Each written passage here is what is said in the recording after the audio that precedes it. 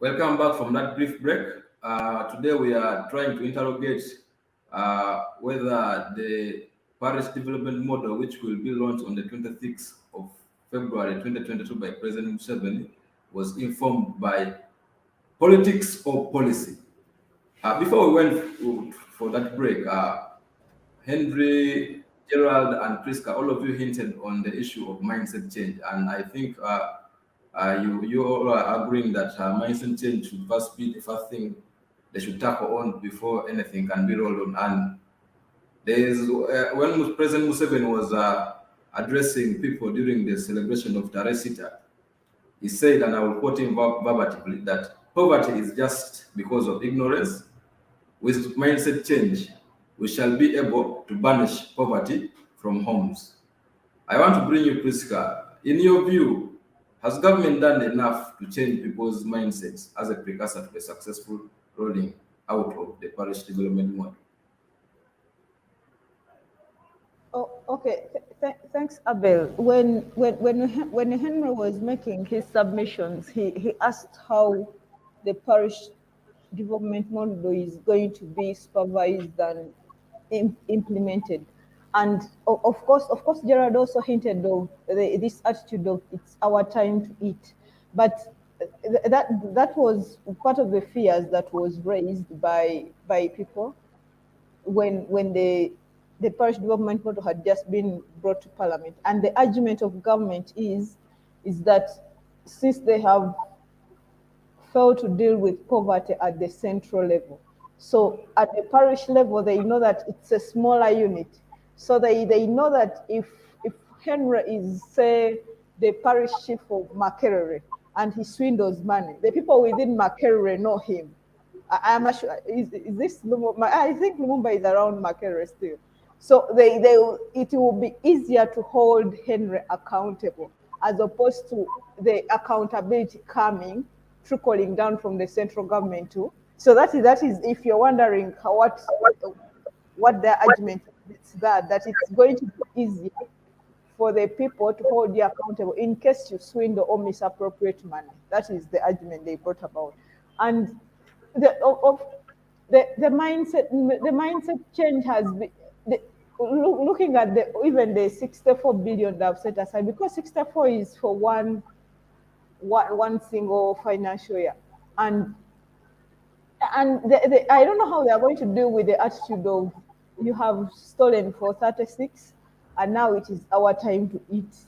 It's something I'm also looking forward to seeing how they are going to address it. But of course, the sentiments have been shared by both the opposition and the civil society, because the shadow minister for finance, that is Mwanga Chivumbi, when he was making his submission about responding to the budget framework paper, the parish government model is one of the things that he hinted on, and he said that he threw doubts on how it is going to be implemented, because first of all, the parish government model remains as unfunded priority in the coming budget. It's unfunded. You see that. So the only money that has been availed so far is the community mindset change, and Chipumbi argued that the many activities in the parish government model have been duplicated, because now what we are seeing is each ministry, each entity is now asking money for the parish development model. You remember, like the case when COVID came, each ministry and each entity came up with a budget of COVID, fighting COVID. Now it is, you remember even the Ministry of Ethics and Integrity also asked for a budget for COVID. So now that is now the trend. Now, even before the program kicks off, now here at the central government, people also want shares, because now we know that the mindset change is going to be championed by the Ministry of ICT. And for them, they were asking for 15 billion shillings for mindset change. And I don't know whether the 15 billion is into the 64. I'm not so sure, but they've asked for that. So now, even at the central government, even before the implementation, everyone is asking for the share right from the central government before the money trickles down. Now the ministry is going; they're all asking for, and that is what Tivumbi talked about, that they are duplicating activities, because now each ministry is going to ask for mindset change. They will say that we are the ones in charge of mindset change.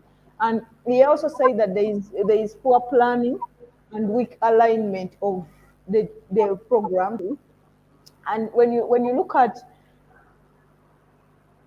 and the opposition thinks that that instead of us creating new administrative units, because we should align all our planning to the parish level instead of creating new administrative units, because now that will mean bloating our already expanded government. Because when the two panelists were discussing, they hinted on the failure by government to define what has brought about poverty in Uganda.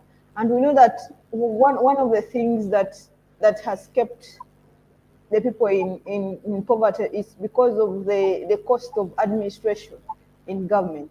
The government is so big. We are talking about over 81 ministers, and so the mere fact that government has failed to admit that the government is too huge for the taxpayers, that's why people are doubting whether the parish development model is going to work in the first place.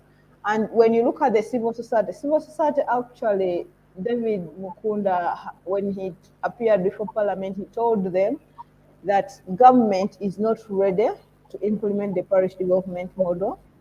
And Makyu Mukunda is one of the people who is supporting the parish development model because he thinks it's going to be a game changer. But he asked Parliament to hold the full implementation across the country and have it pioneered in 2 districts. Their argument is, let's implement it in 2 districts, see how it is going to work. If it is successful, then we can roll it out. But after that, in some other function, the Ministry of Finance rejected their proposal. But I thought, given the experience we've had with other wealth creation programs, I think the civil society proposal was right. Let's roll it, for instance, in 1 district or 2. But now there is going to be, now the tribal settlements. People will ask, now which districts will they roll into?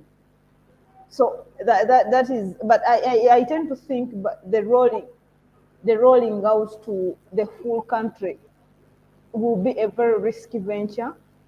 We can probably pilot it in 1 district or probably even 1 parish, and we see how it works before we roll it fully to the whole country.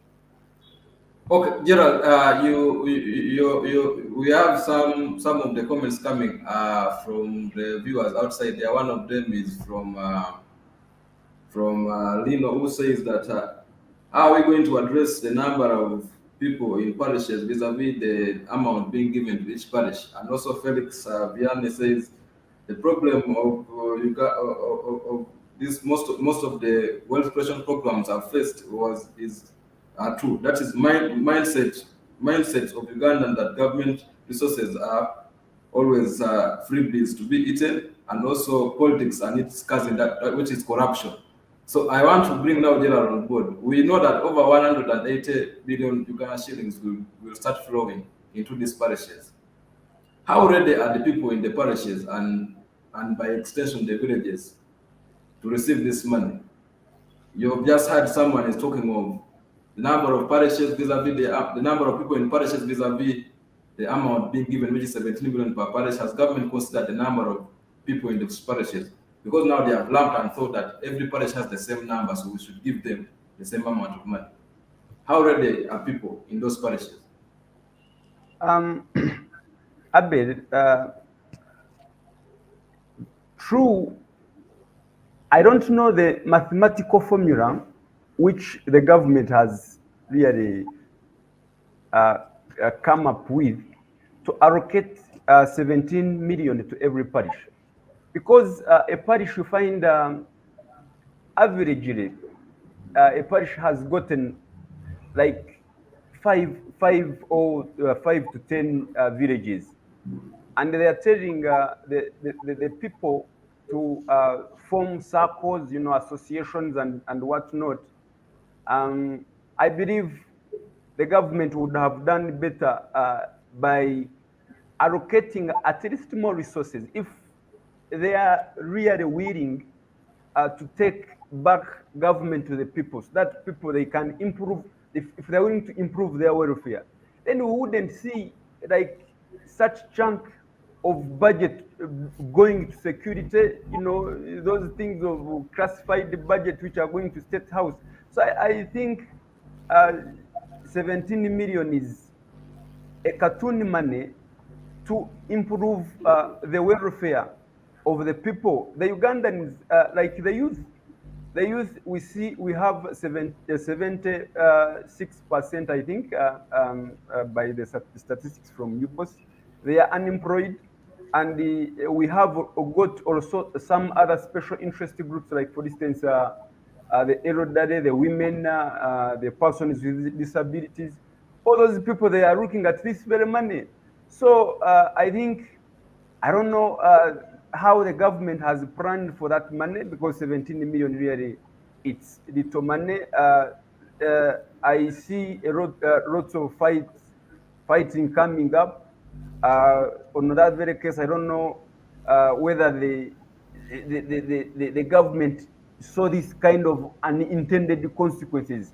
Of course, when Henry said that when you're addressing like such kind of policies, you to go on the ground to the unintended consequences. Or I don't know whether the government has put in consideration like such kind of thing, but what we're going to see inequality coming up. Of course, Felix has put it categorically clear. Corruption, corruption is one of the elements that has eaten up all the government programs. As you can see at the parish development, these parish development committees, there must be an LC3, LC2, I think LC2 chairperson of the NRM. So I would wonder, why would do like such kind of program bring on board a chairperson of a political party, a political organization? Then you are biasing, you are politicizing it. Well, as a political scientist, of course, I believe there is no such thing that you bring that is a political, like such kind of thing. Of course, operation welfare creation, you need to show the people that the NRM government is working for the people. But then you should limit your involvement. Why would you bring someone on an NRM, like two chairperson of NRM, to be part of that committee? Now, how would you think the person of FDC, the person of UPC, the person of DPR, would they be able to get that money? So corruption, I see it emanating from the parish development committee. So we need to do a lot to save the situation. I thank you. Henry, there is a school of thought that the parish development model is another political tool meant to entrench the regime. What is your opinion on such a narrative or school of thought? Thank you, Abel. But let me thank Priska for raising something quite important when she said that already there is infighting between the ministries. The Ministry of ICT saying, oh, the mindset change befalls in our purview. Now, I remember correctly that these infightings have been in place. Of recent, you remember the cities. The cities when the cities were granted, it was the Minister of Local Government that was going around announcing the cities. But no sooner had the cities been granted, the Ministry of Lands, Housing and Urban Development popped and said, oh, look, These cities are not under your purview, Minister of Local Government, because our title is land, housing, and urban development. So if these are urban structures, then they are in our docket, and then in fighting pursued. But also remember, these fights have been in place. They undermined the local government system. The Minister of Health refused to develop powers. You know, these infightings have been there, and you saw me smiling because I remembered what our brothers in Nigeria say, that if you are a lizard on Monday, a lizard on Tuesday, a lizard on Wednesday, you cannot be a crocodile on Thursday. You remain a lizard throughout. So they say na lizardi, na lizardo. So if this is how they have been managing, and the programs failing, and it is politics informing them, and the infightings and the corruption, what do we expect? That this time around the Holy Spirit has descended and things have happened? Number two, on the grassroots level, when our people receive anything like money from the central government, they say Mzee Yagabud, Mzee has given us. They eat it. And here we are saying, we are reading from the literature that there will be some sort of a revolving fund. Revolving where? What happened to the Youth Livelihood Fund? Recently, there was a kind of a story on NTV, and it was evaluating the effect, the impact of the Youth Livelihood Fund. What we saw was that many of the groups had disbanded. The projects that had started had been, abandoned, and the thing had collapsed and fallen to the ground, fallen flat. What lessons are we carrying forward? So these are some of the things that we're looking at, Abel, as you ask us that question, and cannot help but ask yourself, who is going to coordinate these ministries? Because everybody wants power. Who is going to coordinate these ministries, and whose interest is the parish development model serving?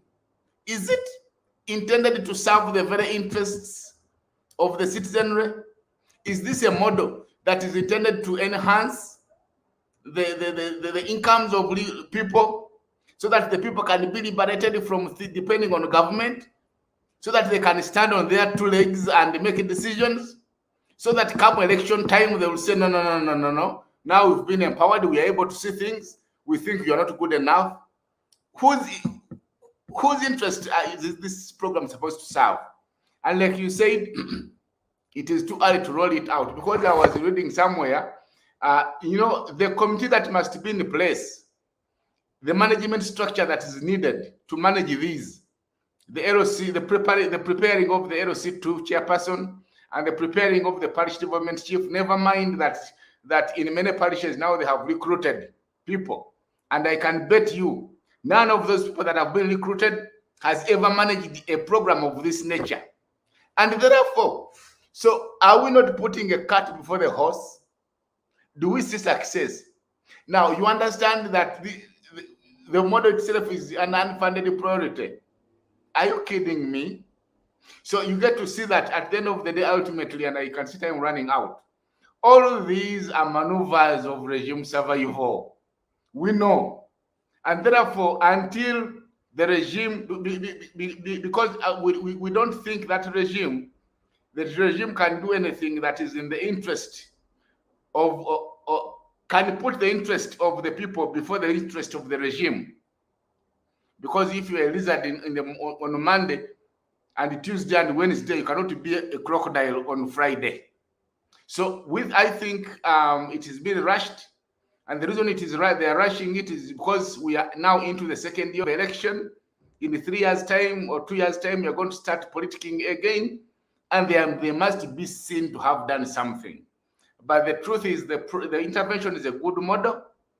If we can remove partisan politics and the politics of patronage and regime survival from this intervention, and make sure that the ministries are well coordinated, that the heads of ministries that are fighting get their wings clipped for the interest of the benefit of the society, of the bigger country, citizenry, then this will succeed. Back to you, Abel. And I think that will be my parting shot as well.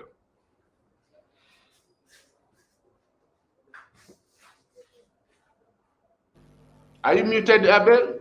We are running out of time, and I want all of us to respond to the statement which President Museveni made during his during the celebration at Dar es Salaam, where he said he will be launching a war on poverty, which will defeat that will defeat poverty at the household level.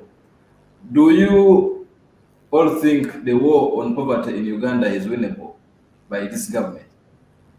As your parting shots, I will start with you, Priska.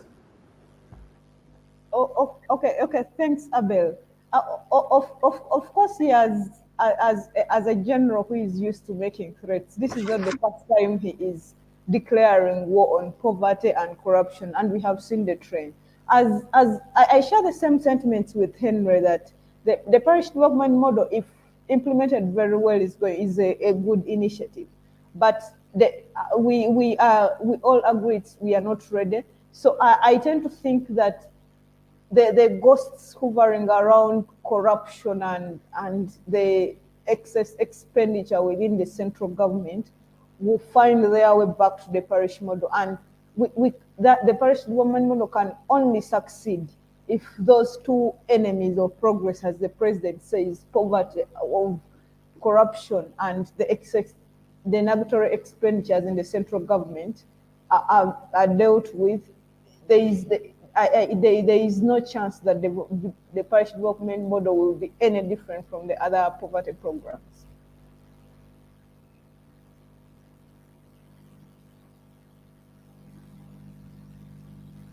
Abel, you are muted. Gerald, do you think this war that is being launched against poverty is winnable?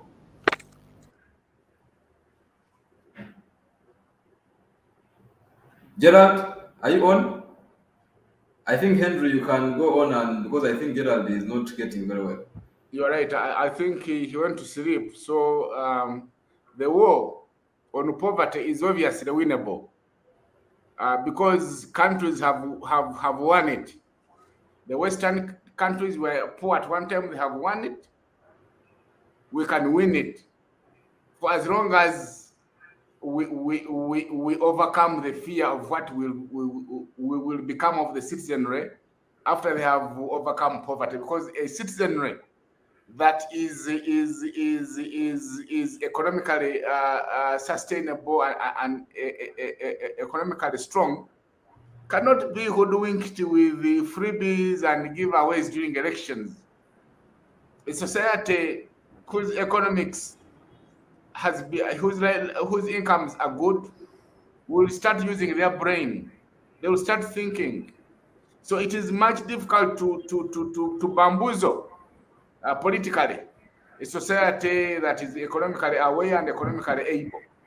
And therefore, for as long as we don't have a fear of getting into the opposition as NRM, then we can roll it out. But for as long as we want to continue entrenching the regime survival enterprise, I think we have to think twice. I thank you. Thank you, Henry. Gerald, your parting shot? Abel, thank you so much for hosting me. It's not the first time that the government is going back actually to the people. For the last 36 years, the government has been operating at the top. Since pre-independence and the post-independence, the government has been at the lowest administrative unit. So it's a very good move that the government has taken, taking back the government to the people so that they can be able to participate, have a democratic control on the decision making of their welfare. Parish development model, as they say that they will be running, as they are operationalizing it. I would want to see a good political will as we address the income inequality and the welfare of the citizenry. I thank you. Thank you so much, Henry, Priska, and Gerald, for your views. It has been a great show, and it's a pleasure having all those people who have been following us and sending in their their comments and feedbacks. Thank you for participating.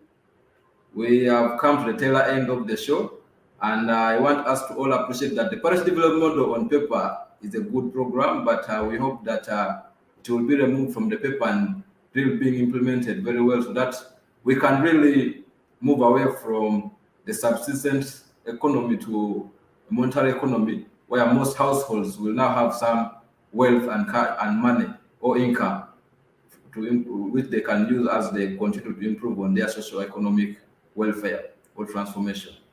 I am Abel Eseru. Let's continue engaging on our social media platforms. That is, on Facebook, it's ACFIM. On YouTube, it's ACFIM Uganda. And on Twitter, it's ACFIM UG.